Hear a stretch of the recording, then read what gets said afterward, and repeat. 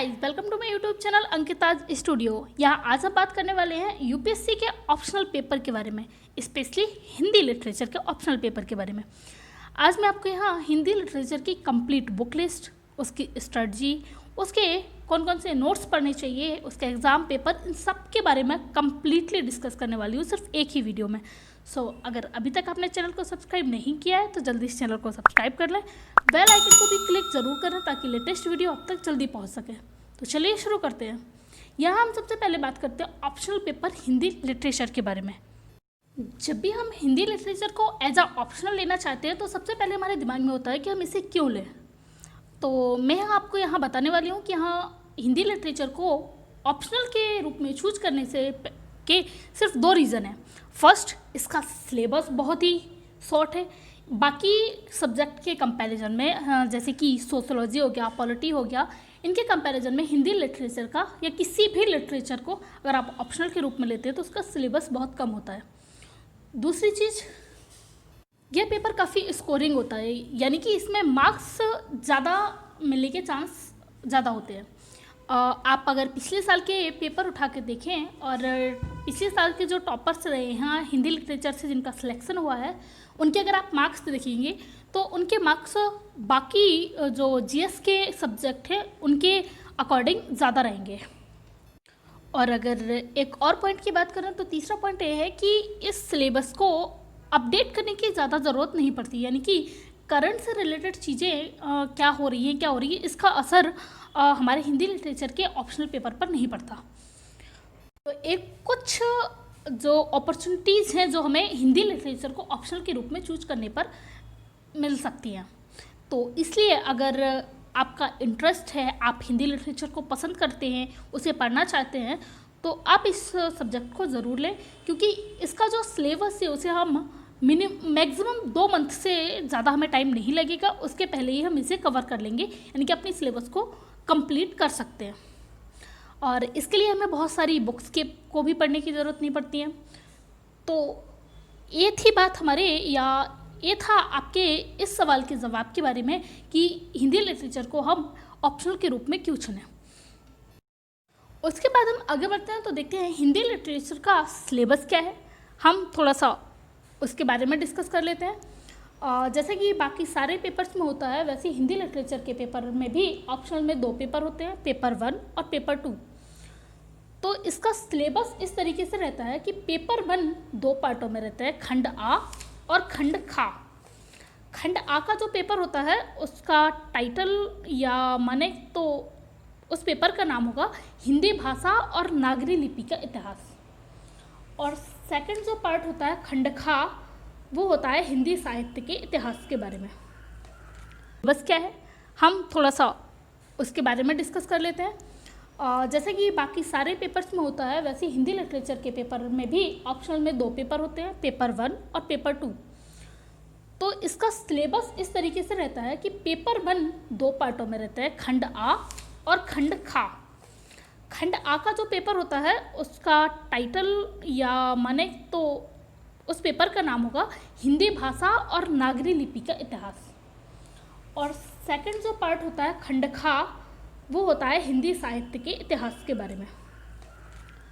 तो जो हमारा पहला पार्ट है खंडका का, ऑप्शनल पेपर 1 का, उसमें हमें अराउंड 11 कुछ टॉपिक पढ़ने होते हैं।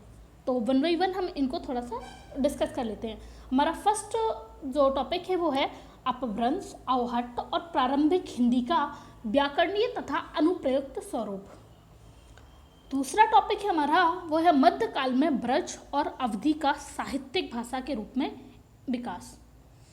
तीसरा टॉपिक है हमारा सिद्ध और नाथ साहित्य, खुसरो, संत साहित्य, रहीम आदि कवियों और दक्कनी हिंदी में खड़ी बोली के प्रारंभिक स्वरूप के बारे में। फोर्थ टॉपिक होगा हमारा 19वीं शताब्दी में खड़ी बोली और नागरी लिपि के विकास के बारे में। 5वां पेपर हमारा है हिंदी भाषा और नागरी लिपि के मानकीकरण के बारे में। 6वां पेपर छठवां जो टॉपिक है हमारा वो है स्वतंत्रता आंदोलन के दौरान राष्ट्रभाषा के रूप में हिंदी का विकास किस तरीके से हुआ, इसके बारे में। ये जो टॉपिक मैं आपको बता रही हूँ ये यूपीएससी ने अपने सिलेबस में मेंशन किए हुए हैं। आप चाहें तो यूपीएससी की वेबसाइट पर जाकर भी सिलेबस को चेक कर सकते हैं। उसके बाद हमारा नेक्स्ट जो 7वां टॉपिक है वो है भारतीय संघ की राजभाषा के रूप में हिंदी के विकास के बारे में। 8वां टॉपिक है हमारा हिंदी भाषा का वैज्ञानिक और तकनीकी विकास। 9वां टॉपिक है हमारा हिंदी की प्रमुख बोलियां और उनका परस्पर संबंध। 10वां टॉपिक है हमारा नागरी लिपि की प्रमुख विशेषताएं और उनके सुधार के प्रयास तथा मानक हिंदी का स्वरूप।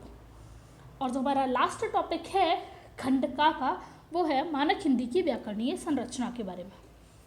तो इस तरीके से पेपर 1 का पार्ट 1 यानी कि खंड का था। उसके बाद हम बात करते हैं खंड खा के बारे में। खंड खा में हमारे हिंदी साहित्य के इतिहास के बारे में पढ़ना है हमें। तो इसमें जो हमारा फर्स्ट टॉपिक है वो है हिंदी साहित्य की प्रासंगिकता और महत्व तथा हिंदी साहित्य के इतिहास लेखन की परंपरा के बारे में। उसके बाद सेकंड है हमारा हिंदी साहित्य के इतिहास के 4 कालों की साहित्यिक प्रवृत्तियाँ, जिनमें हमें यहाँ पे 4 काल दिए हुए हैं, वो मेंशन किए हुए हैं और उनमें हमें कौन कौन से राइटर या कवियों को पढ़ना है उनके बारे में हमें दिया हुआ है डिटेल में कि हमें सिर्फ इतने ही लोगों के बारे में पढ़ना है। जैसे कि फर्स्ट है आदिकाल के बारे में। तो आदिकाल में हमें सिद्ध, नाथ और रासो साहित्य पढ़ना है और इस काल के जो प्रमुख कवि हैं उनमें हमें चंद्रवरदाई, खुसरो, हेमचंद्र और विद्यापति को पढ़ना है। उसके बाद दूसरा जो काल दिया है हमें वो है भक्ति काल। तो भक्ति काल में हमें संत काव्य धारा, सूफी काव्य धारा, कृष्ण भक्ति धारा और राम भक्ति धारा को पढ़ना है। इसके अलावा भक्ति काल के जो प्रमुख कवि हैं उनमें हमें कबीर, जायसी, सूर और तुलसीदास, इन 4 कवियों के बारे में पढ़ना है। उसके बाद नेक्स्ट जो हमारा काल है उसमें है रीति काल। तो रीति काल में हमें रीति काव्य पढ़ना है, रीतिबद्ध काव्य पढ़ना है, रीति मुक्त काव्य पढ़ना है। और इसके बाद रीति काल के प्रमुख कवियों में हमें केशव, बिहारी, पद्माकर और घनानंद के बारे में पढ़ना है। उसके बाद जो अगला है वो है आधुनिक काल। तो आधुनिक काल में हमें नवजागरण, गद्य का विकास, भारतेंदु मंडल, इनके बारे में पढ़ना है। और इस काल के जो प्रमुख लेखक हैं उनमें हमें भारतेंदु हरिश्चंद्र, बालकृष्ण भट्ट और प्रताप नारायण मिश्र के बारे में पढ़ना है। उसके बाद जो आखिरी हमारा काल है वो है आधुनिक हिंदी कविता की मुख्य प्रवृत्तियाँ। तो इनमें हमें छायावाद, प्रगतिवाद, प्रयोगवाद, नई कविता, नवगीत, समकालीन कविता और जनवादी कविता के बारे में पढ़ना है।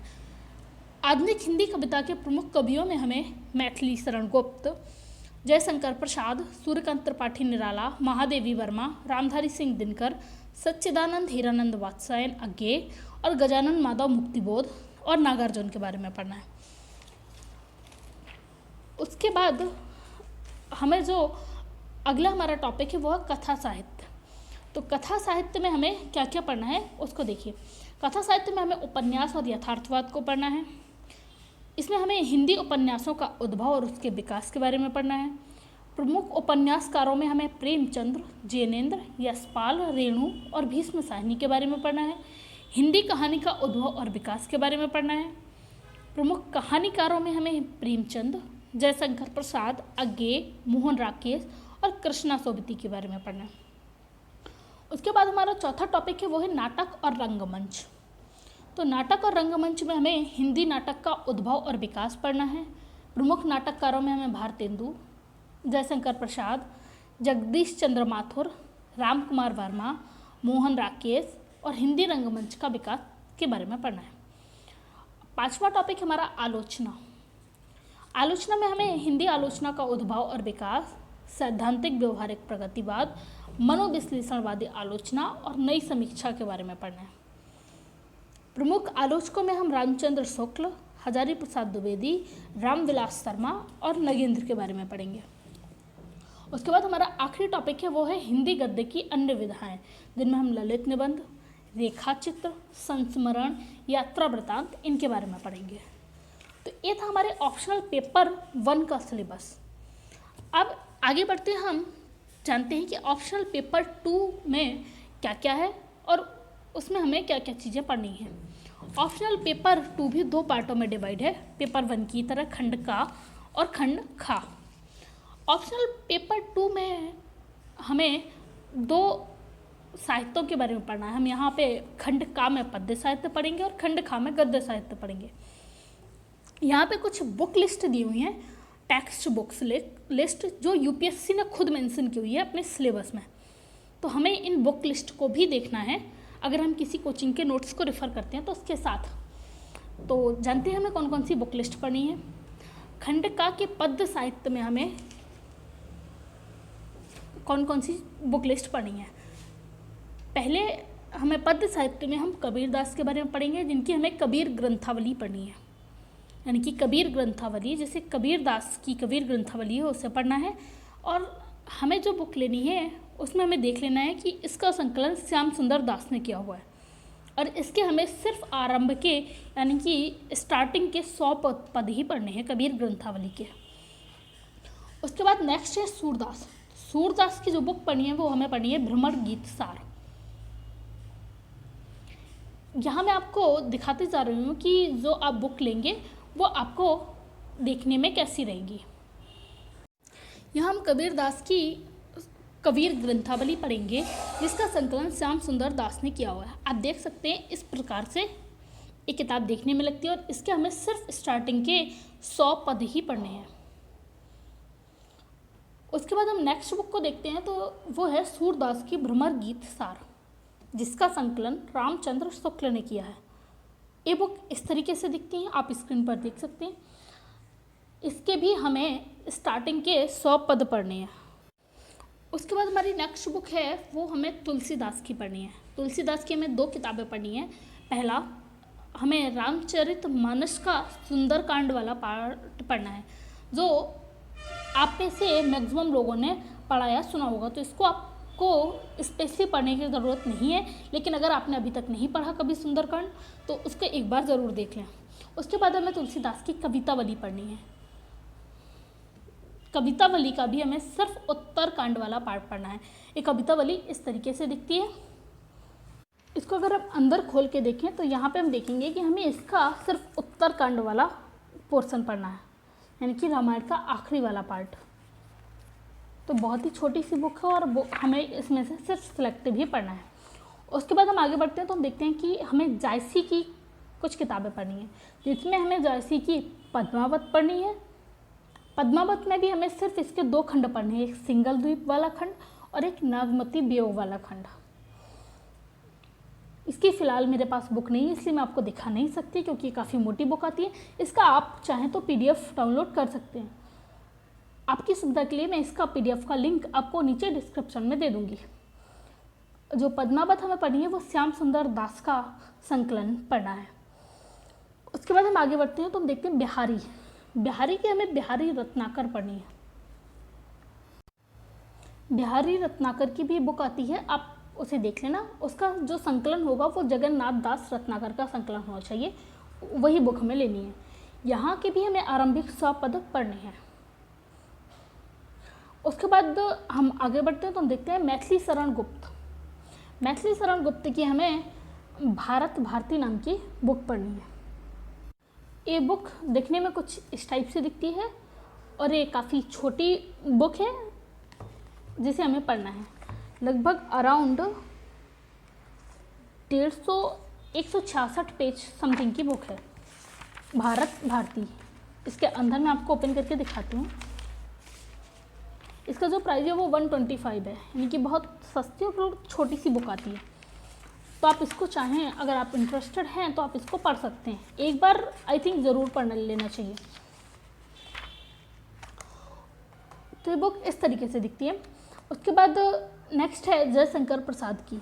तो जयशंकर प्रसाद की हमें कामायनी पढ़नी है। बहुत ही फेमस बुक है हिंदी लिटरेचर में, और उसमें से भी हमें सिर्फ कुछ ही पोर्शन पढ़ना है, जिनमें चिंता और श्रद्धा सर्ग। यहाँ मैं आपको डिटेल में ये एक्सप्लेन करके बता रही हूँ कि आपको कौन सी बुक से कितना पार्ट पढ़ना है, और आप कौन कौन सी बुक्स हैं जिनको आप उसका पेपर बैक लिए बिना सिर्फ PDF पढ़ सकते हैं। जैसे जयशंकर प्रसाद की कामायनी की चिंता और श्रद्धा सर्गी पढ़ना है, जिसको आप PDF डाउनलोड करके पढ़ सकते हैं। इस बुक के PDF का लिंक मैं नीचे डिस्क्रिप्शन में दे दूँगी, वहाँ से आप इसे पिक कर सकते हैं। उसके बाद नेक्स्ट है सूर्यकांत त्रिपाठी निराला। तो सूर्यकांत त्रिपाठी निराला की राग विराग पढ़नी है, जिसमें से हमें इसके सिर्फ 2 टॉपिक पढ़ने हैं, एक तो राम की शक्ति पूजा और कुकर मुत्ता। यहाँ आप ध्यान देना कि राग विराग का जो संकलन लेंगे वो हम राम विलास शर्मा का लेंगे। इसकी भी आप बुक चाहे तो बुक लेके पढ़ सकते हो, अगर आपको पीडीएफ कहीं मिल जाए तो आप इसका पीडीएफ भी डाउनलोड करके पढ़ सकते हैं, क्योंकि हमें इसके सिर्फ 2 टॉपिक पढ़ते हैं, उसके लिए हम इतनी बड़ी बुक लेने की ज़रूरत नहीं है। उसके बाद नेक्स्ट है रामधारी सिंह दिनकर की कुरुक्षेत्र। इसकी तो आप ज़रूर बुक लीजिए और एक बार इस बुक को ज़रूर पढ़िए, क्योंकि काफ़ी फेमस बुक है हिंदी लिटरेचर में, और ना सिर्फ यूपीएससी के लिए, आप वैसे भी कुरुक्षेत्र की बुक को पढ़ सकते हैं। ये बुक इस तरीके से दिखती है। इसको अगर हम अंदर ओपन करके देखें तो ये 95 कुछ रुपीज़ की आती है, और मैं आपको पढ़ने के लिए इसलिए बोल रही हूँ क्योंकि ये पोयम के रूप में बुक है और काफ़ी अच्छी बुक है। तो आपको एक बार इसे ज़रूर पढ़ना चाहिए, बहुत छोटी है, आप इसे 1.5-2 घंटे में पढ़ के ख़त्म कर सकते हैं। तो इस बुक को आप ज़रूर लीजिए, इसका पीडीएफ डाउनलोड करके मत पढ़िए। उसके बाद नेक्स्ट है अज्ञेय की। अज्ञेय की हमें एक पोयम पढ़नी है जिसमें आंगन के पार द्वार। उस बुक में भी हमें सिर्फ एक टॉपिक पढ़नी है, असाध्य वीणा। अज्ञेय की बुक का नाम है आंगन के पार द्वार, जिसमें से हमें एक टॉपिक पिक करके पढ़ना है जिसका नाम है असाध्य वीणा। इसके लिए आपको पूरी बुक लेने की ज़रूरत नहीं है, आप सिर्फ इसका असाध्य वीणा वाला पोर्शन पीडीएफ निकाल के पढ़ सकते हैं।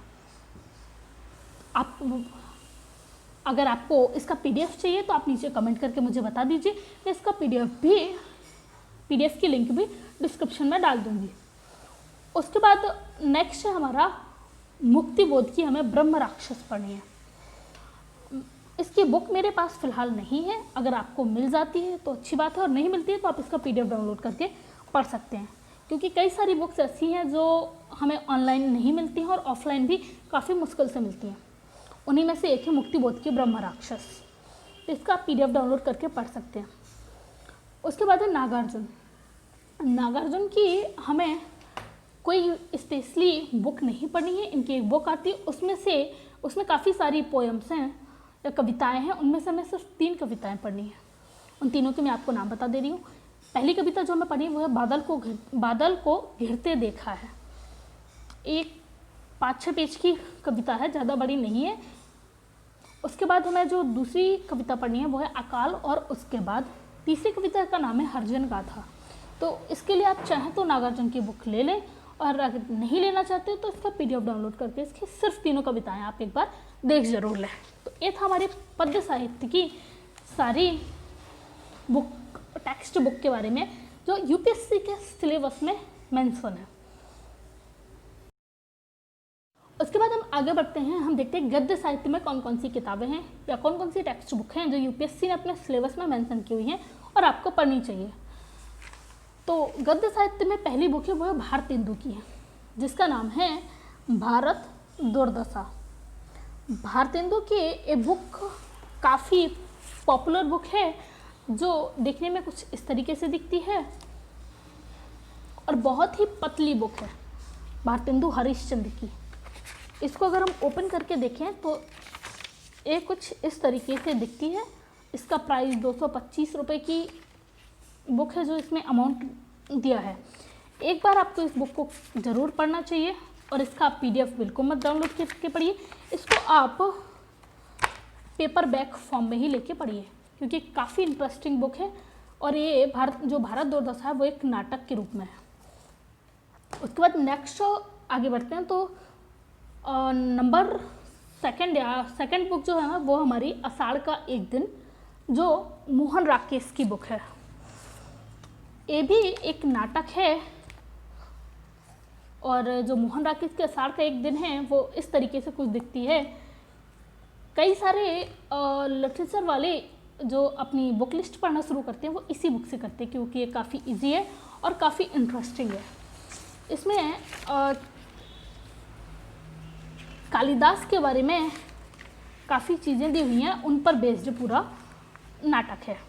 ये इस तरीके से दिखती है बुक, और अंदर ओपन करने पे भी इस तरीके से दिखती है, 150 रुपये की पड़ती है। इसको भी आपको पेपर बैक फॉर्म में ही खरीद के पढ़ना है, इसको आप ऑनलाइन डाउनलोड करके मत पढ़िए। उसके बाद हम नेक्स्ट देखते हैं रामचंद्र शुक्ल। रामचंद्र शुक्ल की हमें चिंतामणि का पार्ट 1 पढ़ना है। उसमें से हम श्रद्धा भक्ति और कविता क्या है 2 टॉपिक पिक करके पढ़ेंगे। यहाँ हमें चिंतामणि पार्ट 1 है जो भाग 1 करके आती है, वो हमें पूरी बुक नहीं पढ़नी है। इसमें से सिर्फ 2 टॉपिक पढ़ेंगे, कविता क्या है और श्रद्धा भक्ति। तो आप इस बुक को पूरा बिल्कुल मत लीजिए, मैं सजेस्ट करूँगी कि आप इसका PDF डाउनलोड कर लीजिए और उसमें से इन 2 टॉपिक को लेके पढ़ लीजिए। उसके बाद हम आगे बढ़ते हैं, आगे हम पढ़ेंगे निबंध निलय। निबंध निलय जिसका संपादक हैं डॉक्टर सत्येंद्र। तो ये बुक इस तरीके से दिखती है और ये थोड़ी सी मोटी बुक है लेकिन बहुत छोटी सी बुक भी है। इसमें से हमें कुछ स्पेशल निबंध पढ़ने में, सारी बुक नहीं पढ़नी है। मैं आपको यहाँ ओपन करके बता देती हूँ कि अंदर से बुक कैसी दिखती है। अंदर ओपन करने पर हम यहाँ देखेंगे 150 रुपये की पड़ती है इसका मूल्य। और यहाँ पे जो कई सारे कवियों के निबंध हैं उनमें से यूपीएससी ने हमें यहाँ सिलेबस में मेंशन किया हुआ है कि हमें किन किन के निबंध पढ़ने हैं। तो हमें सारे निबंध नहीं पढ़ने हैं। इस बुक को आप ज़रूर लें क्योंकि आपके निबंध के पेपर में भी बहुत हेल्प करेगी आपको। इसको लेके आप पेपर वर्क फॉर्म में ही पढ़ें, इसका PDF बिल्कुल डाउनलोड मत करें। तो यहाँ पे हमें जो इस बुक में से निबंध पढ़ने हैं वो पढ़ने हैं हमें बालकृष्ण भट्ट का निबंध जिसका नाम है साहित्य जन समूह के हृदय का विकास है, इस निबंध का नाम है।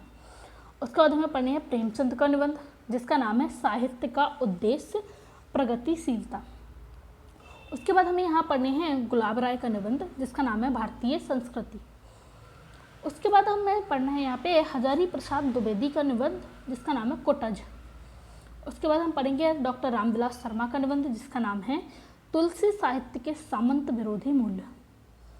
उसके बाद हमें अज्ञेय का निबंध पढ़ना है जिसका नाम है संवत्सर। और उसके बाद हम पढ़ेंगे कुबेरनाथ रॉय का निबंध जिसका नाम है उत्तरा फाल्गुनी के आसपास। तो इसमें से आप कुछ चाहें तो आप सारे निबंध पढ़ सकते हैं, पर जो सिलेबस में मेंशन है मैंने आपको उनके नाम बता दिए हैं। ये बुक आपके निबंध पेपर में भी काफ़ी हेल्पफुल रहेगी, तो इस बुक को आप लेके ज़रूर पढ़ें। उसके बाद हम आगे बढ़ते हैं। तो नेक्स्ट बुक है हमारी प्रेमचंद।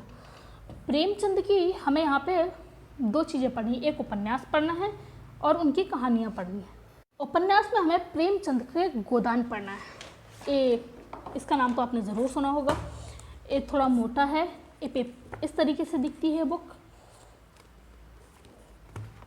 एक बार आप इस बुक को ज़रूर पढ़ें क्योंकि इससे काफ़ी सारे क्वेश्चन हमारे ऑप्शनल पेपर में आते हैं। अंदर ओपन करके देखें तो ये बुक इस तरीके से दिखती है और यहाँ से डायरेक्ट ये बुक शुरू हो जाती है। इसका अमाउंट 150 रुपये है और इस बुक को लेकर आप ज़रूर पढ़ें, बहुत मज़ा आने वाला है आपको। अगर आप ये बुक पढ़ेंगे तो इसको एक बार ज़रूर पढ़ें। उसके बाद नेक्स्ट प्रेमचंद की हमें सर्वश्रेष्ठ कहानियाँ पढ़नी है जिसके संपादक अमृत राय होने चाहिए। यहाँ पर संपादक जो बुक के दिए हुए हैं वो यूपीएससी ने खुद मेंशन किए हुए हैं क्योंकि कई सारी एक ही टाइटल से कई सारी बुक्स यहाँ पे आती हैं। तो प्रेमचंद की जो बुक है वो इस तरीके से दिखती है, प्रेमचंद की सर्वश्रेष्ठ कहानियाँ नाम से।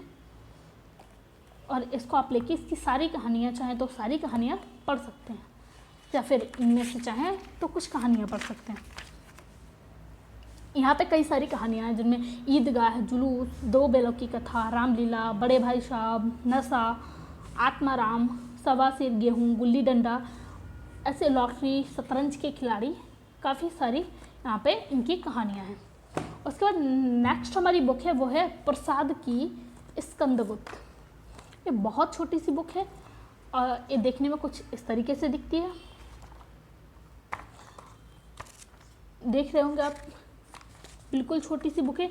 134 पेजेस की बुक है और इस बुक को भी आप ज़रूर पढ़ें। इसका PDF आप डाउनलोड बिल्कुल मत करें। 45 रुपीज़ की बुक आती है, बिल्कुल महंगी नहीं है। इसको पढ़ने के बाद आपका गद्य साहित्य का जो क्वेश्चन आएंगे वो तो कवर होंगे ही होंगे, लेकिन जो हमारे पेपर 1 में भी जयशंकर प्रसाद के बारे में कुछ चीज़ें हैं वो भी इस बुक से कवर हो जाएंगी। तो इस बुक को आप ज़रूर पढ़ें। एक नाटक है स्कंदगुप्त नाम से जयशंकर प्रसाद का। उसके बाद हमारी नेक्स्ट बुक है दिव्या। दिव्या यशपाल की बुक है और ये देखने में इस तरीके से दिखती है। आप देखेंगे ये पढ़ते पढ़ते फट भी गई है। उसके बाद हम इसको अंदर ओपन करके देखते हैं वो कैसी दिखती है। इसमें कुछ टॉपिक्स दिए हैं या कहें तो चैप्टर के नाम दिए हैं, जिनमें मधु पर्व, प्रेस। ये थोड़ा ट्रिपिकल टाइप का नाटक है जिसको आप जब तक पूरा नहीं पढ़ेंगे तब तक आपको समझ नहीं आएगा। एक बार आप इसको ज़रूर पढ़ें। अगर आपको इंटरेस्ट है तो आप इसको चाहें तो पढ़ सकते हैं या चाहें तो आप स्किप भी कर सकते हैं। तो चलिए बढ़ते हैं नेक्स्ट बुक की तरफ। नेक्स्ट बुक है हमारी फरीश्वरनाथ रेणु की मैला आंचल। इस बुक में ये भी बिल्कुल जो प्रेमचंद की गोदान है उसी की तरह की बुक है, लेकिन इसकी लैंग्वेज और गोदान और इसमें काफ़ी डिफरेंस है। एक बार आप इस बुक को ज़रूर पढ़ें। थोड़ी मोटी ज़रूर है, अगर आपके पास टाइम है तो आप इस बुक को एक बार पूरा ज़रूर पढ़ें, क्योंकि इससे आपको आपके पेपर में काफ़ी हेल्प मिलने वाली है। तो ये बुक इस तरीके से दिखती है। ये थोड़ी कॉस्टली बुक है, 299 रुपीज़ की आती है, लेकिन अगर आपके पास टाइम है तो आप इस बुक को ज़रूर पढ़ें। एक अंदर ओपन करके ऐसे दिखती है इस तरीके से और सीधे इसके चैप्टर स्टार्ट हो जाते हैं। काफ़ी अच्छी बुक है। इसके लैंग्वेज जो है वो भोजपुरी और अवध टाइप की मिक्सिंग लैंग्वेज का यूज इसमें किया गया है। उसके बाद नेक्स्ट बुक हमारी वो है मन्नू भंडारी की महाभोज। इस बुक का नाम आपने ज़रूर सुना होगा क्योंकि ये बहुत फेमस बुक है। जो एक मन्नू भंडारी और राइटर हैं, जो एक वुमन हैं, वो काफ़ी तीखे रूप से पॉलिटिक्स पर कुछ अपने कटाक्ष देती हैं, उनके ऊपर बेस्ड है महाभोज नाम की बुक। ये दिखने में इस तरीके से दिखती है, जिसमें लिखा हुआ है नीचे तंत्र के शिकंजे और जन की नियति के द्वंद्व की दारुण कथा। ये बुक काफ़ी पॉपुलर रही है एक टाइम पे। इसके 1.5 लाख से ज़्यादा कॉपियाँ से बिकी हैं। तो ना सिर्फ यूपीएससी के सिलेबस के हिसाब से बल्कि आपको ये बुक एक बार ज़रूर पढ़नी चाहिए। देखते हैं ये अंदर कैसे दिखती है। ये बुक अंदर ओपन करने पर इस तरीके से दिखती है। इसका प्राइस 199 रुपीज़ है। यहाँ से बुक स्टार्ट हो जाती है। काफ़ी इंटरेस्टिंग बुक है, आप एक बार इसे ज़रूर पढ़ें। उसके बाद नेक्स्ट हमारी राजेंद्र प्रसाद के संकलन की एक दुनिया समांतर, जिसमें यूपीएससी ने मेंशन किया हुआ है कि यहाँ पे हमें इसकी सभी कहानियाँ पढ़नी हैं। स्पेशली इनमें बुक है जो वहाँ पे कई सारी कहानियाँ दी हुई हैं। ये मैं आपको यहाँ दिखा देती हूँ। बुक इस तरीके से दिखती है, एक दुनिया समांतर, स्वतंत्रता के बाद की सर्वश्रेष्ठ कहानियाँ, राजेंद्र प्रसाद। तो बुक्स कुछ इस तरीके से है। इसको हम जब ओपन करते हैं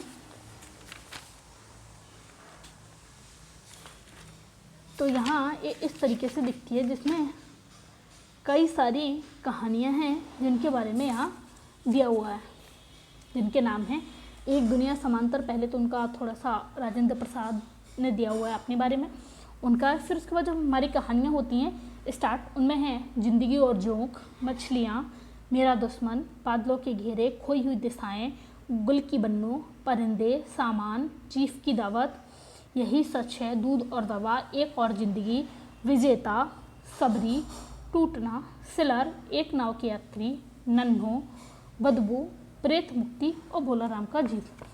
ये काफ़ी इंटरेस्टिंग, बहुत ही इवन कहूँ तो बहुत ज़्यादा इंटरेस्टिंग कहानियाँ हैं। एक बार आप इनको, अगर आपको टाइम मिलता है तो आप इन कहानियों को ज़रूर पढ़ें। तो ये थी हमारी टेक्स्ट बुक्स जो यूपीएससी के सिलेबस में मेंशन की हुई हैं। यहाँ मैंने आपको बता दिया है कि आपको इनमें से कौन कौन सी बुक पेपर बैग में लेके पढ़नी चाहिए और कौन कौन सी बुक का आप पीडीएफ डाउनलोड करके सिर्फ उसका कुछ पोर्शन पढ़ के अपना सिलेबस कंप्लीट कर सकते हैं। तो फ्रेंड्स, ये था हमारा टेक्स्ट बुक लिस्ट के बारे में जो यूपीएससी के सिलेबस में मेंशन है। अब यहाँ हम बात करते हैं हिंदी लिटरेचर की स्ट्रेटजी के बारे में, यानी कि इसको पढ़ने की हमारी क्या रणनीति होनी चाहिए, इसमें हमें क्या क्या चीज़ें पढ़नी चाहिए जो हमारे पूरे सिलेबस को कवर कर दे और हमारे आंसर राइटिंग में हेल्प करें। तो यहाँ पे मैं आपको वो सारी बुक लिस्ट दूंगी जो आपको हिंदी लिटरेचर के सिलेबस को कंप्लीट करने के लिए पढ़नी चाहिए। इसके अलावा आपको कोई भी चीज़ इसके बाहर जाने की आपको ज़रूरत नहीं है। तो नंबर 1 है हमारी, सबसे पहले आप सारी टेक्स्ट बुक्स जो यूपीएससी ने सिलेबस में मेंशन किए उनको एक बार देख लें, उनको सिर्फ एक बार अच्छे से देख लें। उसके बाद सेकंड हमें क्या करना है, हमें एनसीईआरटी की 11th क्लास की हिंदी साहित्य की बुक पढ़नी है जिसका नाम है साहित्य परिचय। इस बुक को पढ़ने से आपको साहित्य के बारे में थोड़ा बहुत नॉलेज हो जाएगा। बहुत छोटी सी बुक आती है, आपको उसको पढ़ना है। फिर उसके बाद हमारी थर्ड बुक है, वो है हिंदी साहित्य का संक्षिप्त इतिहास, डॉक्टर विश्वनाथ त्रिपाठी। इनकी बुक हमें ज़रूर पढ़नी है। इनकी बुक से क्या होगा कि जो हमारे पेपर 1 का सिलेबस है वो कवर होगा और उसके आंसर राइटिंग में हमें हेल्प मिलेगी। उसके बाद फोर्थ बुक जो हमें पढ़नी है वो पढ़नी है हिंदी साहित्य का इतिहास, डॉक्टर नगेंद्र की बुक। इन डॉक्टर नगेंद्र की बुक भी हमें पेपर 1 में काफ़ी हेल्प करने वाली है, तो आप इस बुक को ज़रूर पढ़ें, काफ़ी अच्छी बुक है। उसके बाद हमें पढ़नी है छायावाद नाम की, ये बुक का नाम है छायावाद, जिसे डॉक्टर नमवर सिंह ने लिखा है। इस बुक को हम पढ़ेंगे। अगर आपको टाइम मिलता है तो आप ये दोनों बुक पढ़ें, छायावाद और एक जो नेक्स्ट बुक है वो कबीर हजारी प्रसाद द्विवेदी की। इन 2 बुक को अगर आपके पास टाइम है तो आप इनको ज़रूर पढ़ें, क्योंकि पेपर 1 में आपके आंसर राइटिंग में हेल्प करेंगे। अगर आपके पास टाइम नहीं है तो आप छायावाद और कबीर इन दोनों बुक को स्किप भी कर सकते हैं। उसके बाद जो नेक्स्ट बुक हमें पढ़नी है वो है हिंदी साहित्य के इतिहास के लिए, यानी कि जिसमें हमें पढ़ना है, उस बुक का नाम है हिंदी कविता कल से आज तक, कुमार सर्वेश की बुक। काफ़ी लोगों के मुँह से आपने सुना होगा, कुमार सर्वेश की बुक काफ़ी हेल्प करती है, आपका लगभग पूरा टॉपिक कवर हो जाएगा इस बुक को पढ़ने से। उसके बाद हमें पढ़नी है हिंदी भाषा हरदेव बाहरी की बुक। ये आपको भाषा के बारे में काफ़ी नॉलेज देगी और आप इसके अंदर की कुछ चीज़ें अपने आंसर राइटिंग में भी यूज कर सकते हैं, तो इस बुक को आप ज़रूर पढ़ें। इसके बाद हम देखेंगे इग्नू के वीडियोज़। इग्नू के और ईपीजी पाठशाला पे आपको हिंदी लिटरेचर से रिलेटेड सारे वीडियोज़ मिल जाएंगे जिन्हें आप यूट्यूब पे भी देख सकते हैं। उसके बाद हमें क्या करना है उसके बारे में जानते हैं। उसके बाद हम, अगर आप हिंदी लिटरेचर में थोड़े इंटरेस्टिंग हैं और अपने आंसर राइटिंग को काफ़ी इम्प्रूव करना चाहते हैं, काफ़ी इंटरेस्टिंग बनाना चाहते हैं ताकि आपको ज़्यादा से ज़्यादा मार्क्स मिलें, तो उसके लिए आप मंथली मैगज़ीन आती है हिंदी लिटरेचर की, जिनमें आजकल, नया, ज्ञानोदय और पाखी, इन 3 मैगज़ीन में से कोई भी एक मैगज़ीन लेके आप उसे पढ़ते रहें और उसमें से जो भी चीज़ें हैं करंट में होती है किसी इशू को लेके, जैसे किसानों को लेके, महिलाओं को लेके, इन चीज़ों को लेके कोई भी इशू होती है और अगर आपका क्वेश्चन उससे रिलेटेड एग्जाम में आता है तो वहाँ पे आप करंट की इंफॉर्मेशन भी ऐड कर सकते हैं, जिससे चेक करने वाले को लगेगा कि हाँ, आपने लिटरेचर भले लिया है लेकिन आप करंट में भी काफ़ी इंटरेस्टेड हैं। तो ये एक्सरसाइज आपको काफ़ी हेल्पफुल रहेगी। उसके बाद हम क्या करेंगे, दृष्टि के मॉडल क्वेश्चन आंसर का, दृष्टि का मॉडल क्वेश्चन आंसर का एक कंपाइलेशन आता है जिसमें बहुत सारे प्रैक्टिस क्वेश्चंस होते हैं मेंस के, उनके क्वेश्चन के साथ साथ आपको उनके मॉडल आंसर भी दे रहते हैं और उसमें कुछ प्रीवियस ईयर के क्वेश्चंस भी होते हैं, तो आप उसका कंपाइलेशन ले सकते हैं, वो मार्केट में मिल जाता है आसानी से, तो आप उसे एक बार पढ़ लें ताकि आपको एक आइडिया हो कि आपको अपने आंसर किस तरीके से लिखने हैं। उसके बाद तो हमारी रणनीति का नेक्स्ट पार्ट होना चाहिए, वो होना चाहिए 5 ईयर के टेस्ट सीरीज के क्वेश्चंस, तो किसी भी कोचिंग के आप ले सकते हैं जो हिंदी लिटरेचर में टेस्ट सीरीज देते हैं, उनके कुछ प्रीवियस ईयर के क्वेश्चंस आप उनके वेबसाइट पे जाके देख सकते हैं और उनके आंसर आप खुद से लिखें। अगर वहाँ पे आपको आंसर मिल जाते हैं तो आप एक बार उनको देख लें और अदरवाइज़ आप उनके आंसर खुद से लिखने का ट्राई करें। इसके बाद नेक्स्ट जो पार्ट होना चाहिए वो होना चाहिए 20 ईयर के सॉल्व्ड पेपर, जो प्रीवियस ईयर के हैं लगभग हमें 10 से 20 साल तक के क्वेश्चन उठाने हैं और उनको सॉल्व करना है। क्योंकि लिटरेचर में क्या होता है कि कई बार सेम क्वेश्चन रिपीट भी होते हैं। हर साल लगभग 2-3 क्वेश्चन ऐसे आते हैं जो पहले भी रिपीट हो चुके हैं। तो इसके लिए बेटर है कि आप 10 से 20 साल तक के इनके क्वेश्चन सॉल्व कर लें।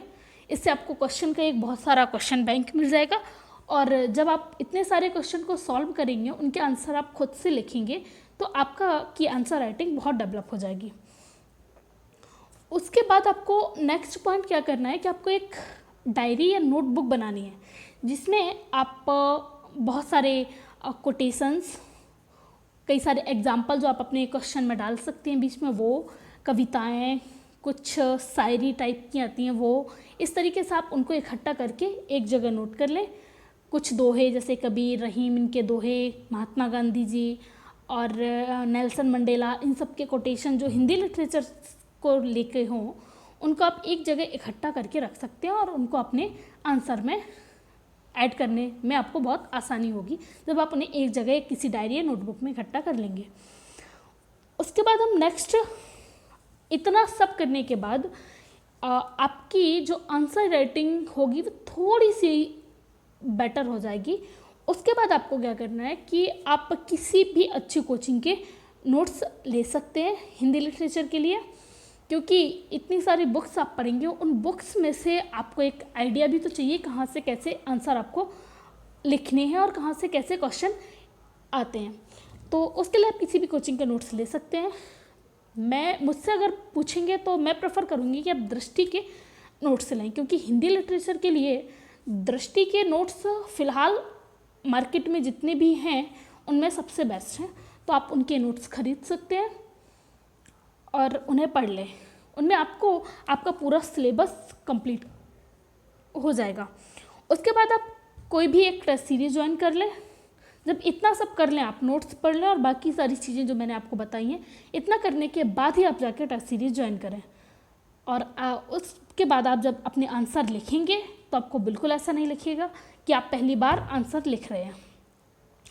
आप चाहें तो एक चीज़ और भी कर सकते हैं। जब आप टेस्ट सीरीज ज्वाइन करें उस टाइम पे जो आपकी गलतियां हैं, जो भी चीज़ें हैं, आपको जो भी लगे कि ये सारे क्वेश्चन या फिर कुछ टॉपिक हैं जो बहुत इंपॉर्टेंट हैं, जैसे हमारे पेपर 1 को लेके कुछ ऐसे टॉपिक हैं, कुछ ऐसे हैं जैसे कवियों की कुछ विशेषताएं, ऐसा कुछ, तो उनके आप बहुत चाहें तो शॉर्ट नोट्स भी बना सकते हैं। वो आपको काफ़ी हेल्पफुल करेंगे रिवीजन के टाइम में। तो ये था कि हमारी रणनीति कि हिंदी लिटरेचर को हमें 1 बाय 1 कैसे पढ़ना है। एक स्टेप बाय स्टेप मैंने आपको बताया है कि आपको कहाँ से शुरू करना है और कहाँ पे जाके उसे ख़त्म करना है। इस तरीके से ये वीडियो थोड़ा काफ़ी लंबा हो गया, लेकिन यहाँ एक ही वीडियो में आपको सारी डिस्क्रिप्शन मैंने देने की कोशिश की है हिंदी लिटरेचर के ऑप्शनल पेपर के बारे में। आपको कहीं और किसी चीज़ को देखने की ज़रूरत नहीं है। यहाँ पे मैंने उसका सिलेबस, उसकी स्ट्रेटजी क्या होनी चाहिए, उसकी बुक लिस्ट क्या है, कौन सी कहाँ से कैसे नोट्स पढ़ने आपको और किस तरीके से अपने नोट्स बनाने, सारे चीज़ों को लगभग कवर किया जो आपके सारे क्वेश्चंस होते हैं। तो आई होप आपको वीडियो पसंद आया होगा। अगर वीडियो पसंद आया तो वीडियो को लाइक करें, चैनल को सब्सक्राइब करो, बेल आइकन को क्लिक करें ताकि आपको लेटेस्ट वीडियो जल्दी मिल सके। और अगर आप इसी तरीके के और भी वीडियो चाहते हैं, किसी भी बुक लिस्ट के रिव्यू के बारे में या किसी सब्जेक्ट के बारे में आपकी कोई क्वेश्चंस हैं, तो आप नीचे कमेंट करके मुझे बता सकते हैं। मैं वहाँ आपको रिप्लाई ज़रूर दूँगी। तो चलिए मिलते हैं नेक्स्ट किसी वीडियो के साथ। तब तक के लिए बाय बाय, टेक केयर।